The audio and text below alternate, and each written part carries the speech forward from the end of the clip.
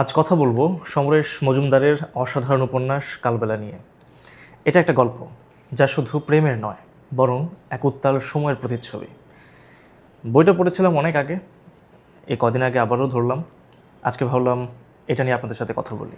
কালবেলা মূলত 1970-এর দশকের পটভূমিতে লেখা, যখন সমাজ জুড়ে ছিল অস্থিরতা, রাজনৈতিক আন্দোলন আর পরিবর্তনের ঝড়।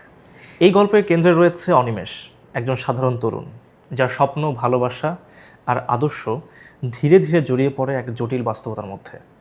শুরুটা হয় ছাদ থেকে। একটা মেয়েকে সে দেখে বিষণ্ণ মনে আকাশের দিকে তাকিয়ে আছে। অনিমেষের জীবনে আসে মাধবীলতা, একজন বুদ্ধিমতী, আত্মমর্যাদাশীল এবং দৃঢ় চেতা মেয়ে। তাদের প্রেম খুবই স্বাভাবিক, সরল, কিন্তু সেই ভালোবাসা টিকে থাকাটা সহজ নয়, কারণ সময়টা তাদের বিরুদ্ধে। চারপাশে তখন নকশাল আন্দোলনের প্রভাব, রাজনৈতিক অস্থিরতা আর এক ধরনের বিদ্রোহী মানসিকতা। নকশালবাড়ি জিন্দাবাদ জিন্দাবাদ জিন্দাবাদ। আমাদের সংগ্রাম চলছে, চলবে, চলছে চলবে, চলছে চলবে। অনিমেষ ধীরে ধীরে আন্দোলনের মধ্যে জড়িয়ে পড়ে। তার ভেতরে জন্ম নেয় পরিবর্তনের স্বপ্ন, সমাজ বদলানোর আকাঙ্ক্ষা। কিন্তু এই পথটা তার জন্য মোটেও সহজ নয়। আদর্শ আর বাস্তবতার সংঘর্ষে সে বারবার ভেঙে পড়ে, আবার উঠে দাঁড়ায়। অন্যদিকে যদি মাধবীলতার কথা বলি, মাধবীলতা চরিত্রটা এই উপন্যাসের সবচেয়ে শক্তিশালী দিকগুলোর একটি। সে শুধু প্রেমিকা নয়, সে একজন সচেতন, আত্মনির্ভর নারী যে নিজের সিদ্ধান্ত নিতে পছন্দ করে।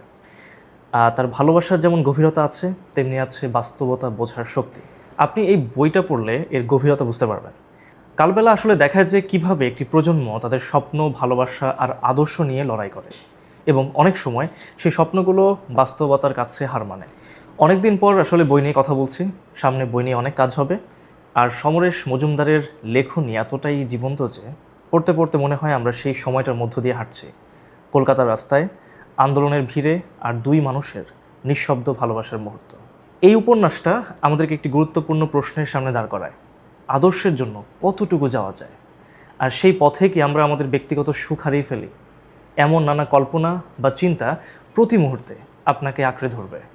সবশেষে এটাই বলা যায়, কালবেলা শুধু উপন্যাস নয়, এটা একটা সময়ের দলিল, একটা প্রজন্মের কষ্ট, ভালোবাসা আর সংগ্রামের গল্প। যারা পড়েছেন তারা তো ভালো করেই জানেন।